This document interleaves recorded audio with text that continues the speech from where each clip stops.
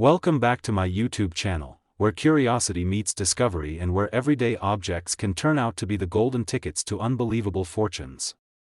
Today's journey takes us into the mysterious tale of a single quarter, a 1995 quarter dollar to be exact, said to be worth a jaw-dropping $670 million.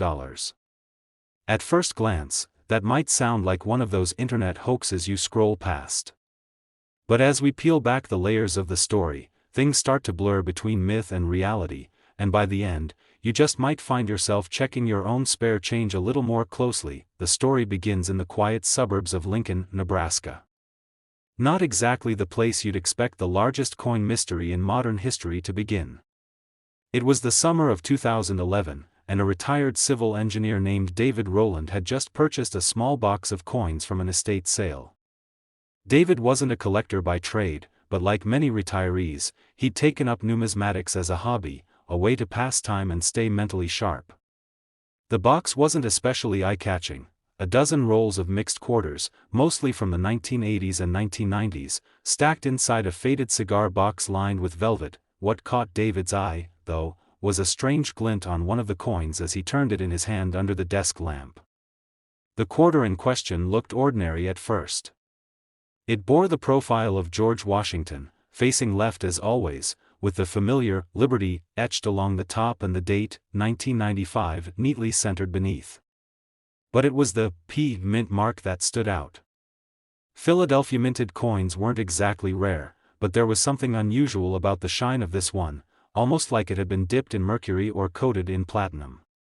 The reading on the edge was sharper than usual, and the relief of the bust was unusually crisp. Thinking it might just be an uncirculated coin in mint condition, David dropped it into a protective sleeve and added it to his to-be-researched drawer. That drawer would remain closed for nearly 6 months until a particularly cold winter night when David, confined indoors by a snowstorm, finally revisited the box. He loaded the quarter into his magnifying viewer and began scrutinizing it. That's when he noticed something even stranger. The letters seemed ever so slightly stretched, like they were pulled taut before the strike.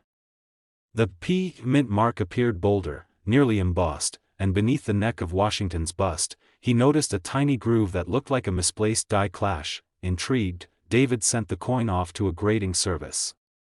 Weeks later, he received a call from a numismatics expert at the grading facility.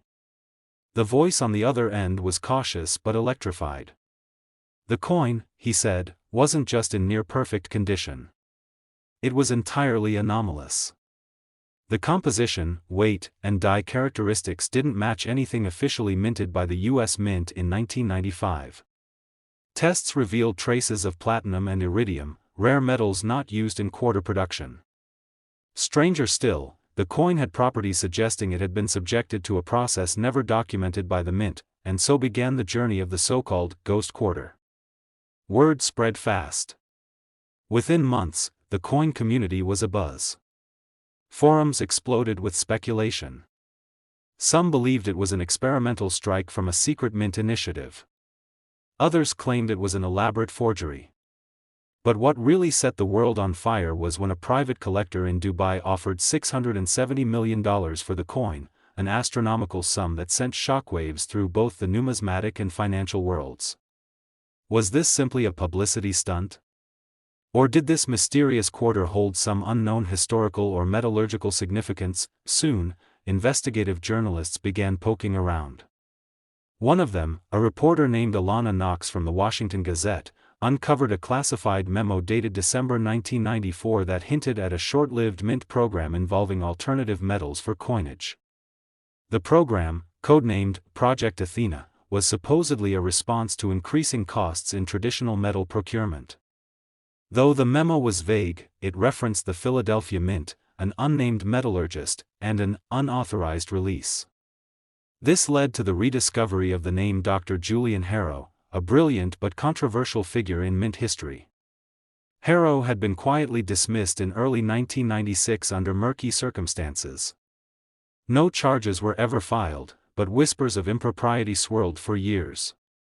He had patented several processes for striking coins using experimental alloys, and some speculated he had minted a small batch of test coins, which somehow found their way into general circulation. As the legend of the 1995 P quarter grew, so too did the efforts to either confirm or debunk its authenticity. Leading experts from the Smithsonian were invited to examine the coin. What they found was baffling. Microlayers within the coin's surface suggested the application of nanotechnology, something far ahead of the 1990s. Was it possible that Harrow had developed a method to engineer coinage at the molecular level? And if so, why? Then came the twist no one expected. A second coin surfaced, this time in Sweden. A woman named Ellen Gustafsson, who collected U.S. coins as a hobby, noticed she had a 1995 P quarter with eerily similar characteristics. Upon inspection, it too exhibited the same brilliant luster, abnormal weight, and subtle die errors. But hers had something else, a microscopic inscription along the rim that read, Nous sommes tous libres, French for, we are all free. The discovery ignited conspiracy theories. Some believed Harrow had ties to secret societies. Others thought the coins were part of a Cold War-era sleeper project aimed at embedding nanotechnology into global currency. A few theorists insisted the coin was the key to unlocking an encrypted map, possibly tied to buried government secrets, but beyond the sensationalism was a quieter, more poignant theory.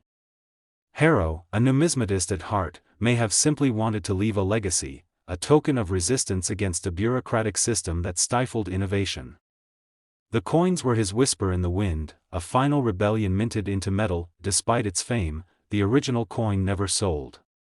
David Rowland turned down the $670 million offer, fearing that selling it might entangle him in legal trouble or worse.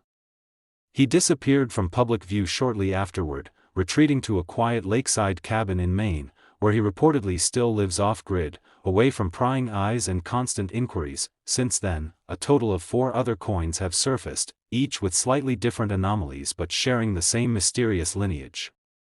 The most recent was discovered inside the drawer of a vintage cash register in a forgotten cafe in New Orleans, leading some to believe the coins were released into circulation through small businesses tied to a now-defunct federal pilot program. As the years passed, the legend of the 1995 P quarter became more than just a tale about money.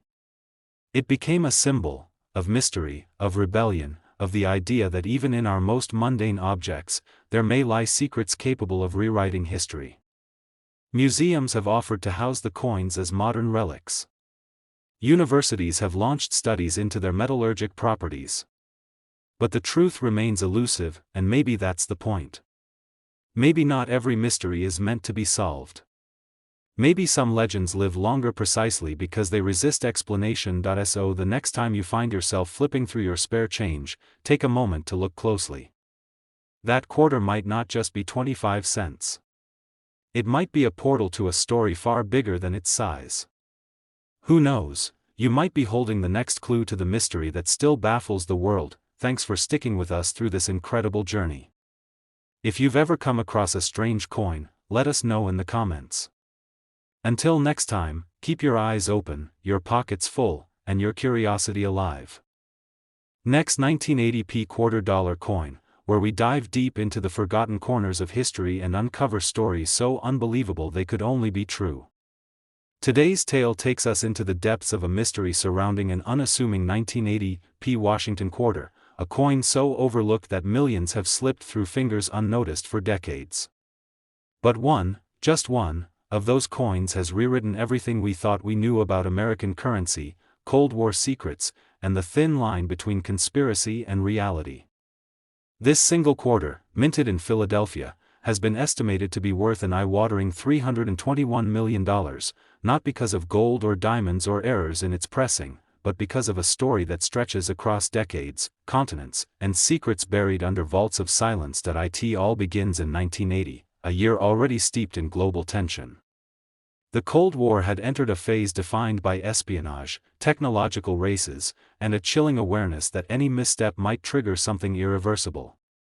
Washington, D.C. was abuzz with intelligence, misinformation, and technological experimentation. And right in the middle of all that pressure, in a facility designed for nothing more than stamping out coins for everyday use, something happened. Something no one would admit for over 40 years, the Philadelphia Mint was operating as usual in the spring of that year, producing quarters to meet the needs of a rapidly growing economy. Over 635 million quarters were made that year alone. But deep inside the cavernous interior of the Mint, where only a select few had access, a secret operation known only to 7 individuals was underway. The project was codenamed Project Iris. It was classified at the highest levels and had nothing to do with currency value, circulation patterns, or inflation control. It was instead a Department of Defense initiative to embed analog memory devices into public circulation items, namely coins. The idea, far ahead of its time, was to disguise valuable data as everyday objects, enabling covert transportation of intelligence data domestically and abroad without detection. At the heart of Project Iris was Dr. Eliza Harman, a physicist whose work in magnetic resonance and metallic encoding had caught the attention of both the CIA and the NSA. Harman had discovered a way to encode data into a circular, nearly invisible filament that could be layered into a coin's core during the minting process. If successful, the coin would not only be indistinguishable from others but would also store up to 10 kilobytes of analog data, a trivial amount today, but groundbreaking at the time. The coin selected for the test run was the standard 1980 P quarter.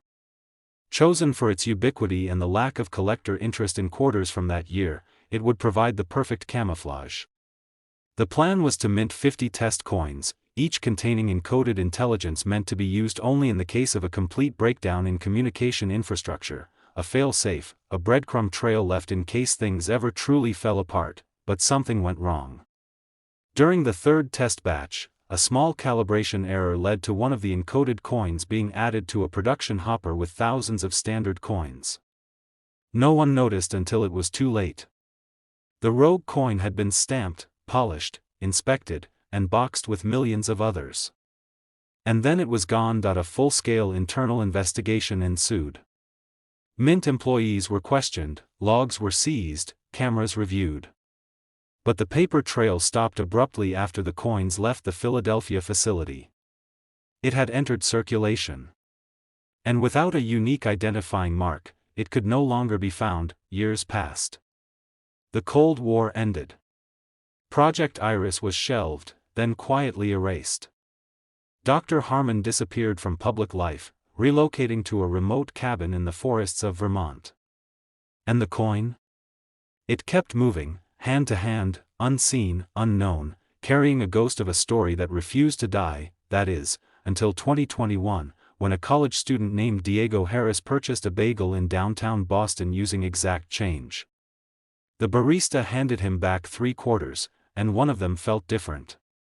Diego was an amateur coin collector, not serious by any means, but he had a knack for noticing oddities.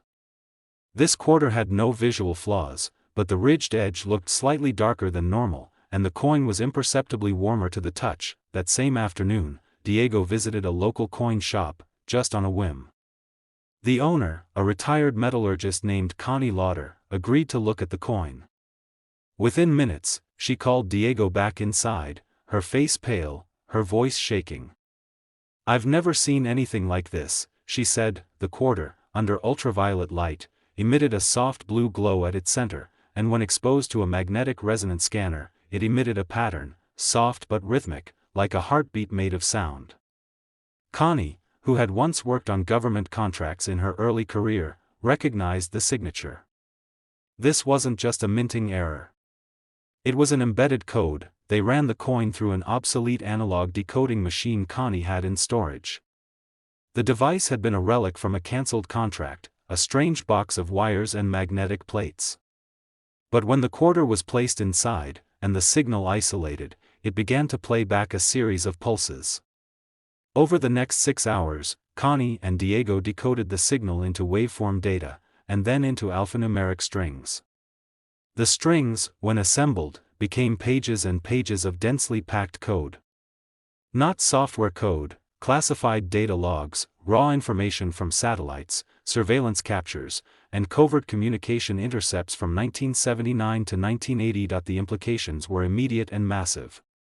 The data included early evidence of secret negotiations between global powers, information on experimental weapons research, and names, dozens of names, of operatives, assets, and analysts involved in Cold War intelligence. Some were long dead. Others, very much alive. Diego, unsure of what to do, posted fragments of the decoded string to a private Reddit board. Within 48 hours, government representatives showed up at his university, requesting an interview. Connie's shop was broken into and ransacked. Diego fled Boston, eventually connecting with a hacker group known for protecting whistleblowers and leakers. The group confirmed the coin's origin after cross-referencing parts of the data with documents leaked by former intelligence officers decades earlier. What Diego had uncovered wasn't just a historical relic, it was a weapon of truth, and everyone wanted it. Meanwhile, the coin's existence became an open secret among elite collectors. Bidding offers began to circulate in the deep web. Prices climbed from $5 million to $25 million in a matter of weeks. Then came the rumor that one of the names decoded from the coin had ties to a shadow government operation still active in present day. The rumor ignited a firestorm, offers from private collectors soared past $100 million. But those interested weren't just collectors. Several agencies, both American and foreign, began hunting for Diego and the coin. A bounty was quietly placed. Anonymously, it reached $200 million.